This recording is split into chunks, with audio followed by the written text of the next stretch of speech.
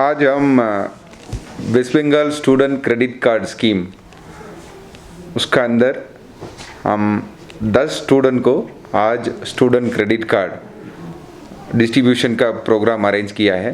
यही प्रोग्राम हम periodically arrange कर रहे हैं, जैसे बैंक से सैंक्शन कर रहे हैं वैसे पीरियडिकली अरेंज करके हम स्टूडेंट को यही loan distribution through student credit card हम दे रहे हैं। आज 10 स्टूडेंट्स यहाँ आए हुए हैं। ये पूरा स्टूडेंट क्रेडिट कार्ड और दार्जिलिंग डिस्ट्रिक्ट कोऑपरेटिव बैंक ने सैंक्शन किया है।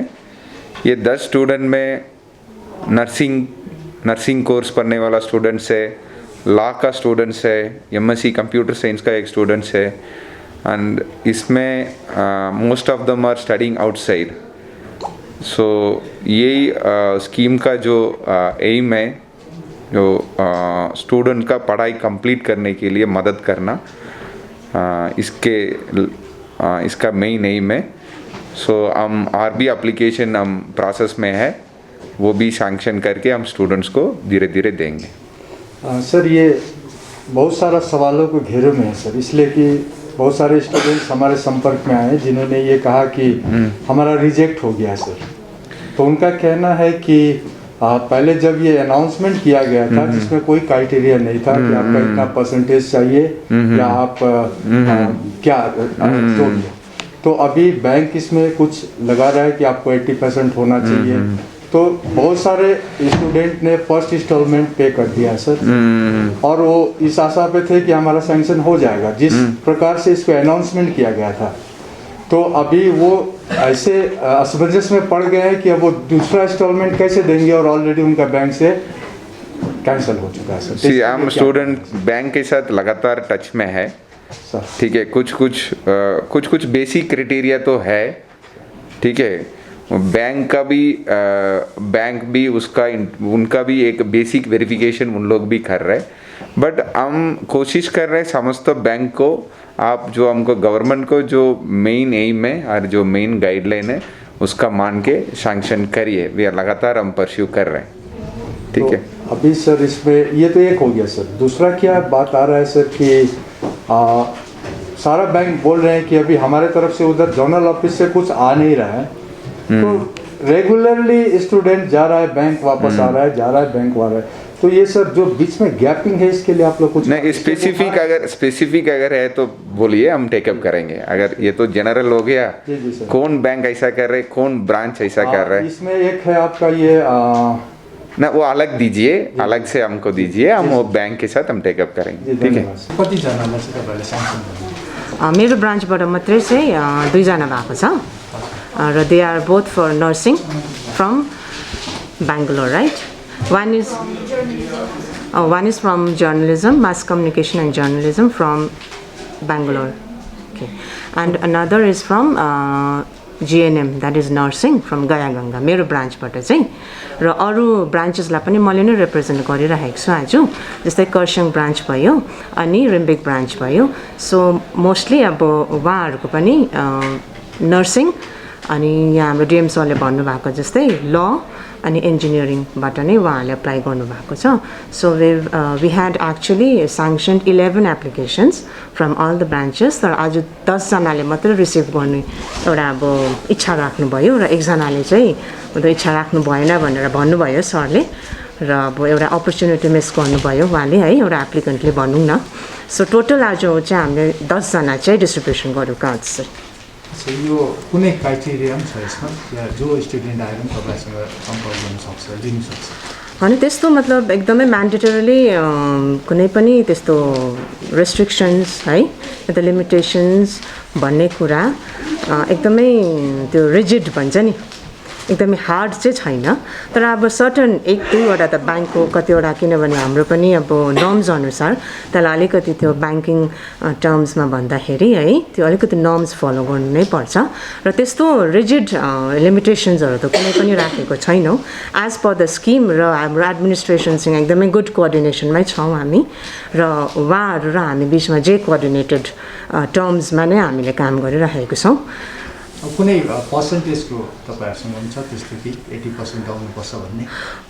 यो चाहिँ अब ब्याङ्कको एउटा पोलिसी फ्रेम गरेको थियौँ अब तर as and when the situation arises certainly the policies will definitely change है र अब यसमा अहिले हाम्रो इनिसियली टु स्टार्ट विथ चाहिँ हामीले एउटा क्राइटेरिया राखेको छौँ त्यो चाहिँ किन भन्दाखेरि त्यो चाहिँ किन भन्दाखेरिलाई चाहिँ मतलब यो जुन चाहिँ एउटा स्टुडेन्ट लोन भन्ने एउटा अपर्च्युनिटी त छँदैछ it's a very good opportunity है तर अब एकदमै एउटा मेरिटेड स्टुडेन्ट्सलाई हामीले दिनु सक्यौँ भने चाहिँ एउटा मतलब वर्थ इन्भेस्टिङ है एउटा अपर्च्युनिटी पनि एकदमै राम्रो युज हुन्छ भन्ने पर्सपेक्टिभलाई राखेर चाहिँ एउटा क्राइटेरिया फिक्स गरेको छौँ तर अब एज एन्ड वेन सिचुएसन अब changes or what ever demand arises है as per that the policies may change है अहिले तपाईँहरूले के गर्नुहुँदैछ 80% तपाईँहरूले त अलरेडी रिजेक्ट गर्नुभएको छ होइन हामीले अहिले मार्क्सलाई एकदमै क्राइटेरिया म्यान्डेटरीले राखेको छैनौँ एउटा रेस्ट्रिक्सन लिमिटेसन्स भनेर राखेको छैनौँ किन आज हामी बिचमा जति पनि स्टुडेन्ट्स हुनुहुन्छ उहाँहरूको मोस्टली 80% मतलब क्राइटेरिया फुलफिल भएको छैन despite that we have sanction loans looking at other उयो मतलब उहाँहरूको +10 मात्रै होइन +12लाई प्लस उहाँहरूको अब अरू एडुकेसनल ब्याकग्राउन्डहरू हेरेर पनि हामीले लोन स्याङ्सन गरिराखेको छौँ र त्यस्तो हाम्रो रिजिड रुल्स एन्ड नर्म्स त्यस्तो कुनै पनि बनिएको छैन स्टुडेन्ट्सको लागि यत्रो राम्रो अपर्च्युनिटी खोलिएको छ है र यो अपर्च्युनिटीलाई हामी ब्याङ्कले एउटा अब राम्रोसँगले एडभर्टाइज गरेर एक्सपोज गरेर एउटा यो अपर्च्युनिटीलाई राम्रोसँगले हामीले मतलब मोबिलाइज गर्न सक्यो भने हाम्रै मान्छेहरूले एकदमै एउटा यो अपर्च्युनिटीलाई युज गरेर उहाँहरू नै एकदमै सक्सेसफुल भन्नु that will be our biggest target so त्यहीलाई नै हेरेर चाहिँ हामीले अब यो जुनै पनि क्राइटेरिया भन्नुहुँदैछ पर्सेन्टेजको लिएर यो थियो पहिला तर अब हामीले पनि कतिवटा भन्दैछु मैले डिमान्ड वेन डिमान्ड अराइजेस है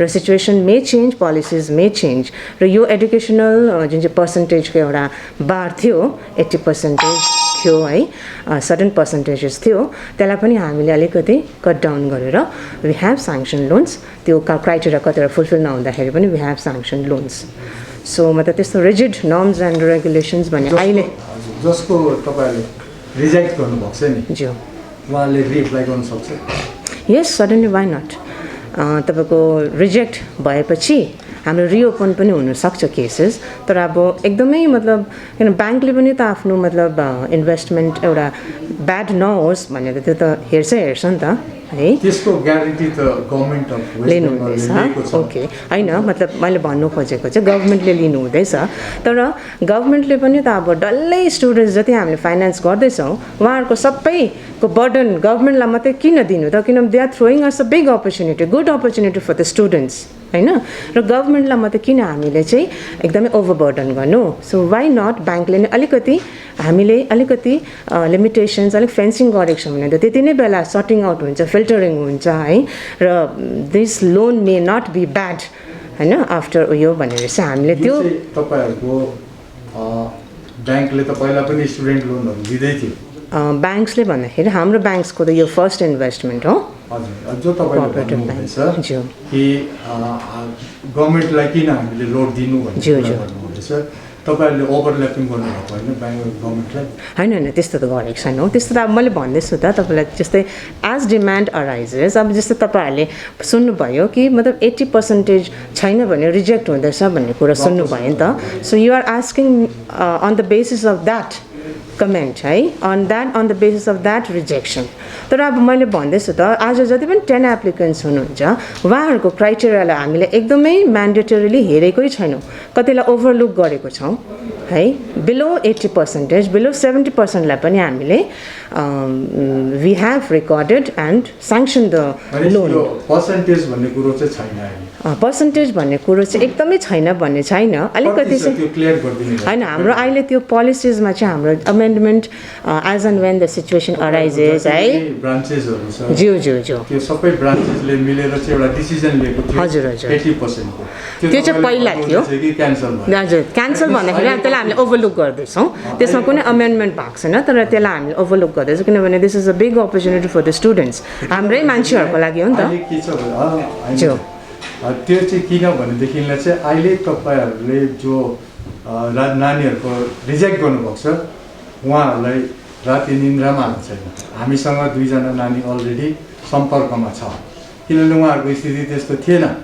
उहाँहरू चाहिँ ब्याङ्कबाटकै आशामा थियो र उहाँहरूको त्यो क्यान्सल हुँदाखेरि उहाँले फर्स्ट इन्स्टलमेन्ट त जतासुकैबाट ल्याएर चाहिँ तिर्यो किनभने पाइहाल्छ भन्ने, तर यो रेस्ट्रिक्सन हुँदाखेरि चाहिँ उहाँहरू त अहिले त्यसमा चाहिँ तपाईँहरूले के भन्नुहुन्छ? यो रेस्ट्रिक्सन्स त अब मेरो पर्सनली ब्रान्च हेऱ्यो भने त मेरो ब्रान्चबाट त त्यस्तो भएको छैन। मतलब मेरो दार्जिलिङ ब्रान्चबाट भएको छ त्यो। दार्जिलिङ ब्रान्चमा भएको छ भने चाहिँ उहाँले कुन चाहिँ कन्डिसनमा रिजेक्ट गर्नुभयो त्यो मलाई पनि अब आई डु नट नो है, because I am representing Darjeeling branch. हजुर, मलाई यसको अलिकति जानकारी छ। ज्यू ज्यू उहाँहरूको पर्सेन्टेज चाहिँ 80% थिएन, उहाँहरूको रिजेक्सन भएको छ। ओके, त अहिले चाहिँ उहाँले रिएप्लाई गर्नु सक्छ भन्ने कुरा चाहिँ मैले सोध्नु चाहेँ।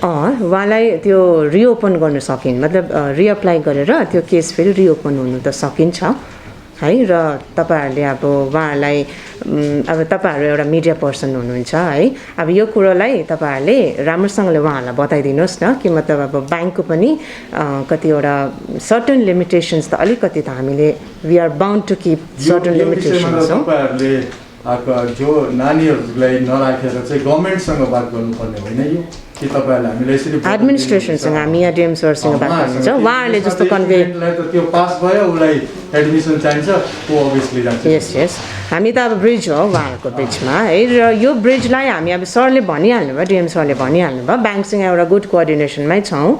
र जुन चाहिँ यो पर्सेन्टेज फिक्स भएको थियो त्यो पनि हाम्रो एउटा कोअर्डिनेसनकै कुरा हो, किनभने अहिले हामीले ओभरलुक गर्दैछौँ पर्सेन्टेजलाई, किन भनेदेखिलाई that is all because of the coordination between the administration and the bank हैन। उहाँहरूसँग हाम्रो बातचित हुँदैछ, यस्तो प्रब्लम्स अराइज हुँदैछ, यो गभर्मेन्टको स्किमलाई हामीले कस्तो प्रकारले चाहिँ मोबिलाइज गर्नुपर्ने हो त्यो कुरो हाम्रो बिचमा कुरो हुँदैछ, डिस्कसन हुँदैछ र नै त अब हाम्रो यस्तो चेन्जेस आउँदैछ नि त। अब के हुँदैछ भने फर्स्ट इन्स्टलमेन्ट अलरेडी पे भइसकेको छ, सेकेन्ड इन्स्टलमेन्टको पनि समय आउँदैछ। ओके, त्यसमा चाहिँ धेरै मान्छेहरू अभिभावकहरू चाहिँ एकदमै अल्मलमा छ कसरी हामीले गर्नुपर्ने, सेकेन्ड इन्स्टलमेन्ट कसरी तिर्नु भन्ने कुरा। ज्यू ज्यू, र तपाईँको भनाइअनुसार चाहिँ अहिले चाहिँ अब कुनै क्राइटेरिया छैन। हजुर, पर्सेन्टेजको कुनै पनि पर्सेन्टेजको जुन चाहिँ तपाईँले भन्नुहुँदैछ त्यसलाई चाहिँ हामीले एकदमै ओभरलुक गरेर अब हामीले अरू मतलब there is always another side of the coin भन्छ नि त है। सो अब एउटालाई हामीले अप्सनलाई हामीले अलिकति लिभ गऱ्यो भने will suddenly look into another option है। त्यो अप्सनलाई हामीले हेरेर हामीले एकदमै एट अ भेरी फ्लेक्सिबल म्यानरै हामीले यो स्टुडेन्ट लोनलाई चाहिँ एकदमै पर्स्यु गर्ने कोसिस गर्दैछौँ। स्किमलाई जसरी हुन्छ एकदमै एज पर गभर्मेन्ट अर्डर है, as per administrations order we are trying to pursue the scheme at a level best. ब्याङ्कले सबै ब्रान्चेसले नै त्यही नै छ। साधुका आलम कहाँ बस्नुहुन्छ? कोर्सौँ। कोर्सियाङमा। हजुर। अच्छा, तपाईँले के कोर्स गर्नुहुँदैछ?